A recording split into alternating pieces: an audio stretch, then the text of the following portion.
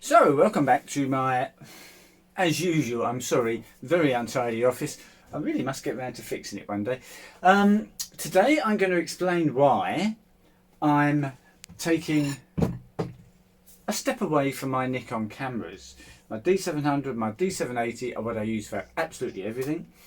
But if you stick around to the end of the video, I will explain. I'll give you lots of information about why I'm buying another camera. I'm not selling these. I'm buying another camera, different make, and a bit of a competition. If you think you know what camera I'm going to get on Saturday, 2 days time, drop a comment below, and there's no prize, but be interested to see what you think I'm going to get. I'm going to explain why I'm going to get this other camera and how I think that's going to help my wedding photography move it up another notch. First of all, I would like to apologise actually, before we get onto that, about the bridal shoot. I think in my last video I mentioned that 2 days after that video I had a bridal shoot. I've done lots of organisation, I've got everyone involved, and I was going to do a behind the scenes video because we had a proper videographer there who I'd found, invited along after lots of searching, and he came along, and so I was expecting to get video from that, which I could then create a behind the scenes video of that bridal shoot, which I'm sure you'd have found very interesting. So a bit of a rant as well before we get started. Skip ahead a few minutes if you're not really interested in that, and just interested in the cameras and why I'm changing. But I put a lot of effort into this bridal shoot. They don't just happen. You don't just pick a phone up and make a few phone calls and they happen. It took probably 6 weeks to line up the venue. First of all, of course, we're doing this. I was doing this back in January and February, when we're in the middle of the pandemic. A lot of businesses just simply weren't manning the phones. They weren't answering emails for days and days and days. Everyone working from home and this kind of stuff. So it was all quite more difficult than normal. But I had to find a venue. Many venues that I'd used before simply weren't open. So I had to find a venue, someone to supply a bride's dress, a groom's suit, someone to do hair and makeup, a videographer, and as I say, all those things in all took about 6 months. 6 months, 6 weeks. It was all sorted out because you've then got to find a date when the venue's available, the hair and makeup woman can make it, I can go and collect dresses, or someone can collect dresses, and then and flowers, sorry, forgot flowers. Anyway, it was all nailed down, and it actually happened. In spite of me forgetting, I'm crazy, I must be losing my head. On the Saturday before the shoot, on the Monday, I was supposed to go to the bridal shop and collect six wedding dresses, and veils and jewellery and bits and bobs, and 2 suits.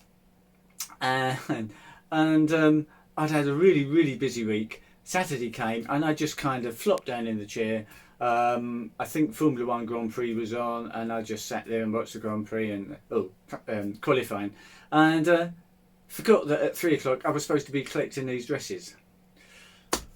Anyway, I managed to pick them up on the Sunday before the shoot on the Monday. So the shoot went ahead fine, everyone was lovely, and the whole deal about this shoot was that the reason I was doing it was mainly for me to get some lovely photos, to try out a few new ideas, but more than that, to give me lots of photos to post on Instagram, Facebook, to give me something to write about on Google, to put blogs on my website, and so on and so forth.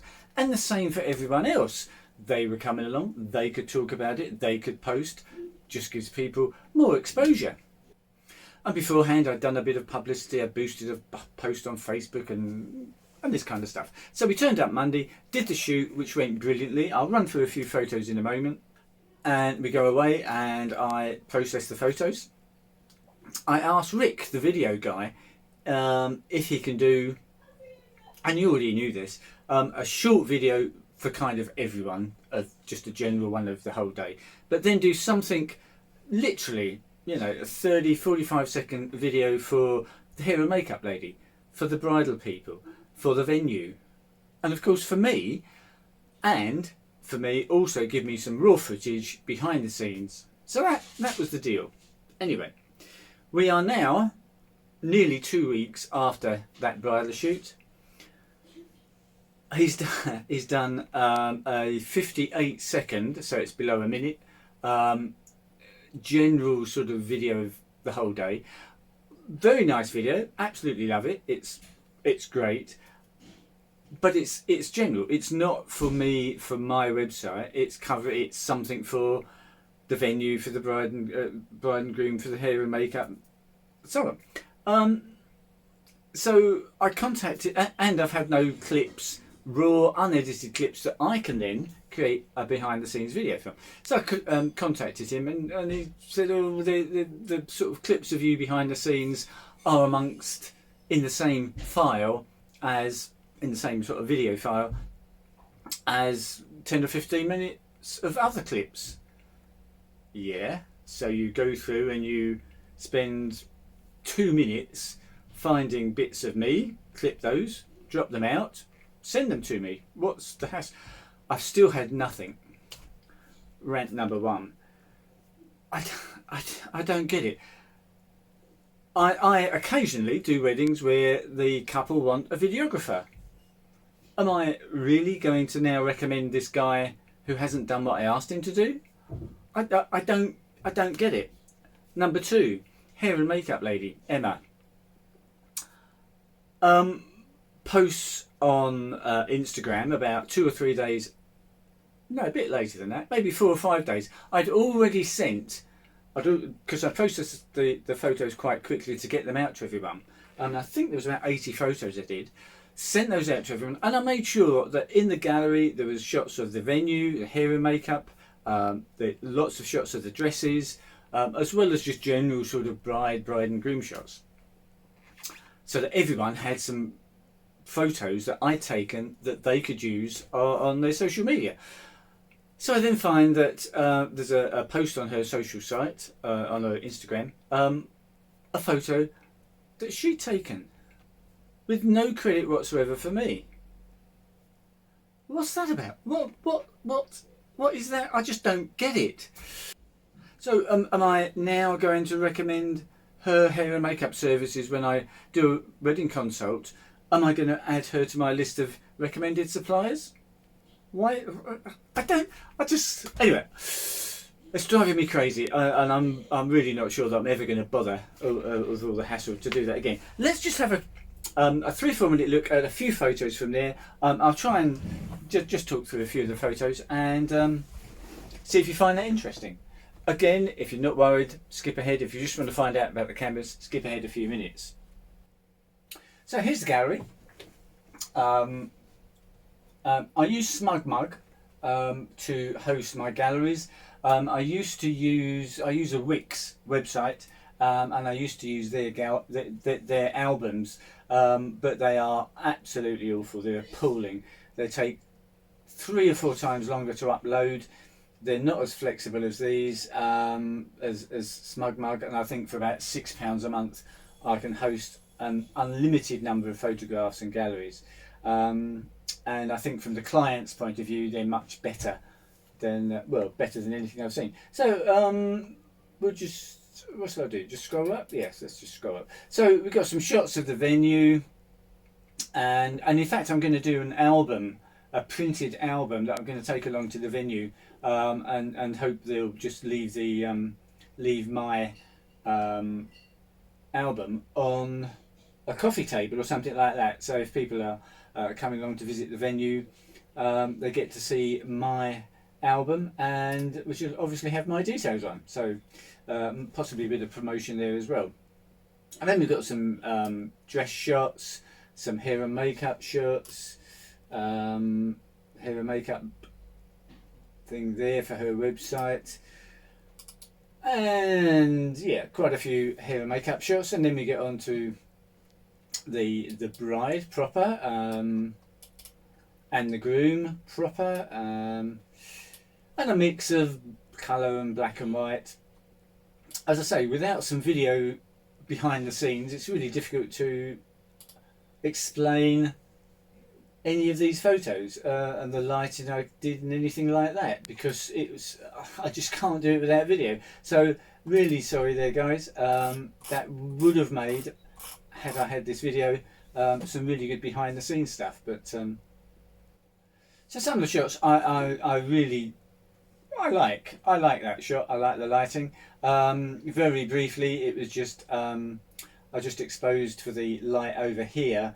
and of course she was in complete darkness, so I've got a big flash. I think it's about a 4 foot or 5 foot reflective umbrella, just a single flash, just literally on the corner of the shot here, giving her some very soft, gentle light on her face.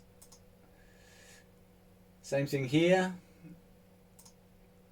This one, exactly the same, and this is interesting, isn't it? Exactly the same situation. As you can see, she's just laying on the bed, but I simply changed the exposure settings to make the whole scene a lot brighter. Still left the flash, but moved it around to the right hand side now, just to accentuate the light from the window and give a bit more contrast with the shadow details on this side of her face. But as I say, because it was all exposed correctly, not for the light but for the just the kind of the ambient, we've got a completely different look to the photo just with a couple of clicks. It would have been good to explain that, wouldn't it? But there we go.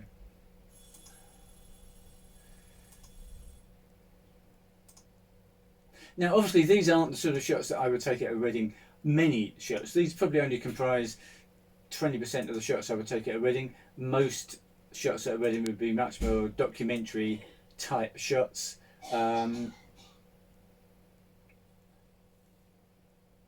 Anyway, I digress. That's enough of that. Let's get back to talking about the cameras. Okay, so talking about the cameras, for goodness knows how long, I think it was early 90s, I got my first Nikon SLR film camera, obviously, and before that I'd had Pentax and Olympus, and I'd also used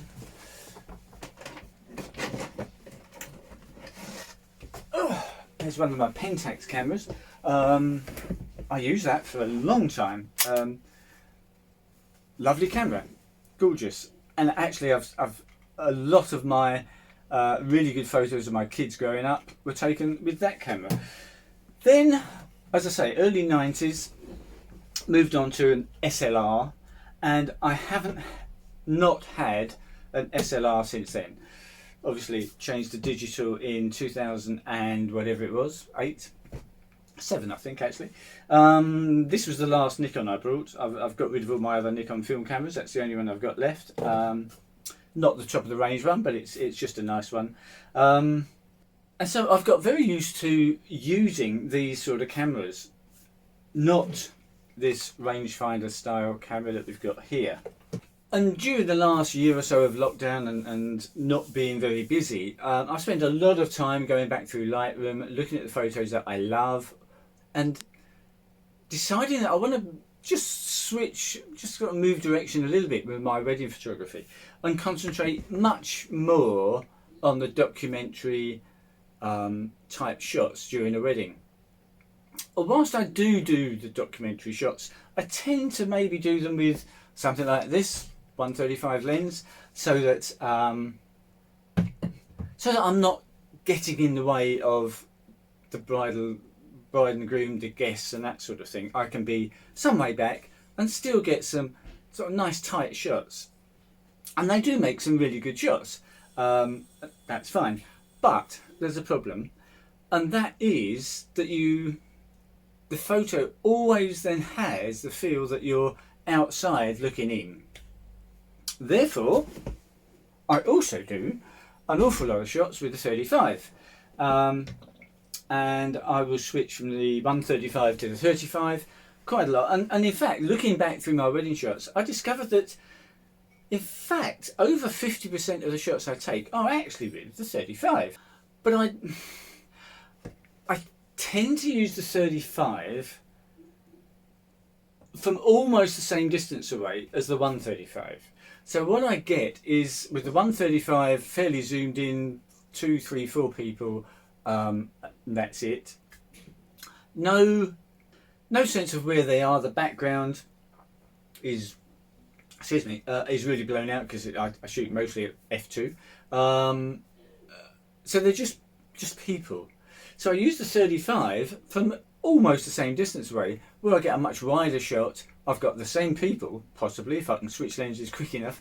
Or I'll put the 35 on the D700 and get a wide shot of these people with the setting. And that's kind of what I've done. I want to change that. I want to now do more kind of street photography style weddings. So I'm going to use the 35 and I want to get a lot closer. I want to get the shots that I'm getting with the 135 with a 35. So get right up to people, actually standing amongst the group, getting shots. Because I feel that those sort of shots, and I've done a few, I feel those sort of shots give the client a better feeling of what was going on the day. There's more emotion, there's more being involved than if you're 20 feet away. So that's what I'm aiming to get. And I've thought a lot about how I can do it. And I started to think this probably nearly a year ago, sort of, maybe 9 months, kind of halfway through last year during lockdown. And one of the cameras that I looked at and thought, maybe that would be the solution, is the Sony RX1 or the 1R, or is it 1R2, something like that. It's a full frame camera, very small, probably actually even a bit smaller than that. It's got a fixed 35, I think f1.8 lens. 24 megapixels was the original version. The R version came out a couple of years later, 42 megapixels. And I started to think about buying a fixed lens camera that would be less intrusive than, even this. So if I'm shooting a wedding and I've got this and I'm in amongst a crowd of people, it's still kind of obvious. Oh, there's the photographer. Oh look, there's the photographer. And they all do stupid faces and look at me.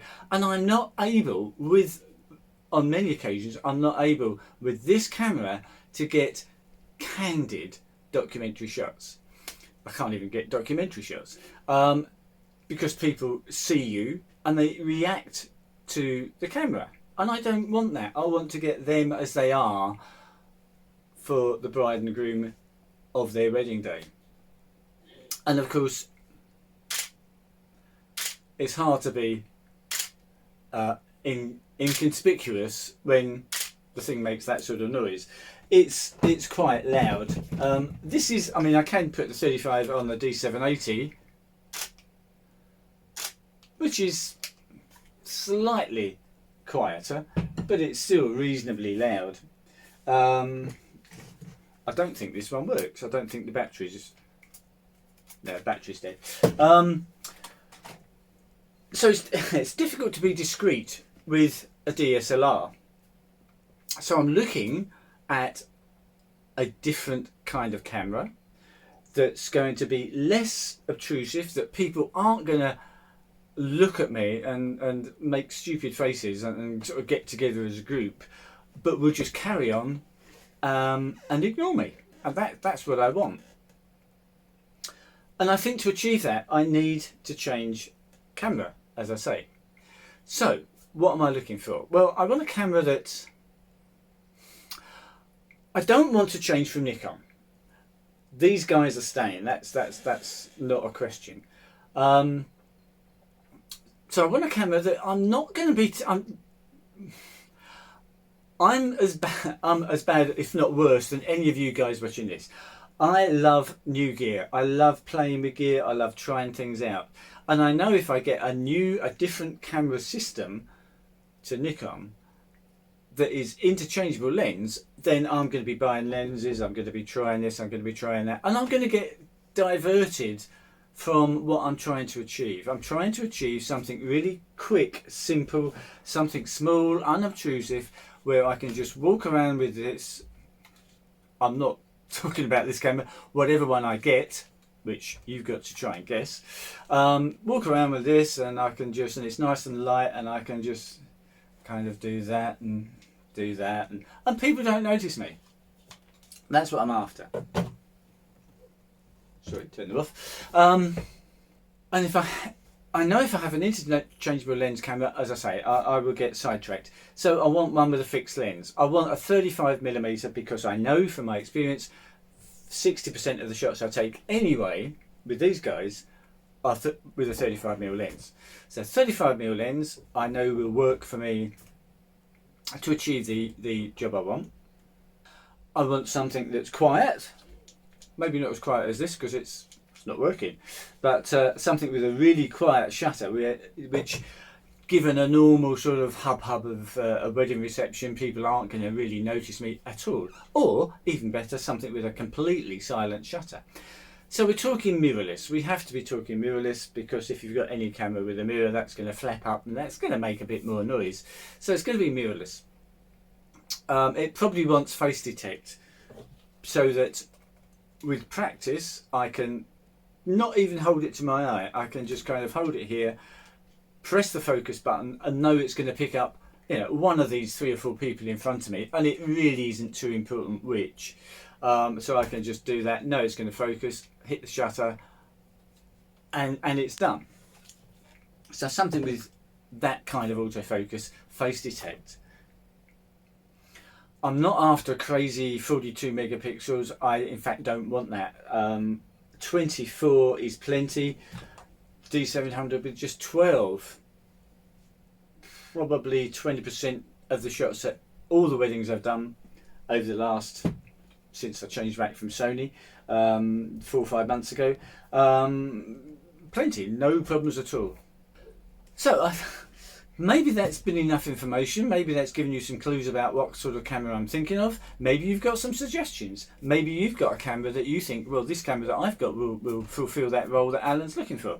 I'd be really pleased to hear from you. I've only got a couple of days because on Saturday, which is now 2 days away, there are 4 of these cameras coming up on eBay. I'm not buying a brand new one. I'm certainly not that hung up on gear that things have to be new. Quite happy for a second-hand one. And there's 4 coming up, all for sale on Saturday afternoon. So one way or another, I will get one of those cameras. And when it arrives, next week sometime, I will do another video. We'll unbox it, we'll have a look at it. I'll explain more about why I got this particular camera and look at some of the pros and cons of using that camera. I hope you found that a little bit interesting, a little bit intriguing, and have a good weekend, and I'll be back with you next week. Cheers to then.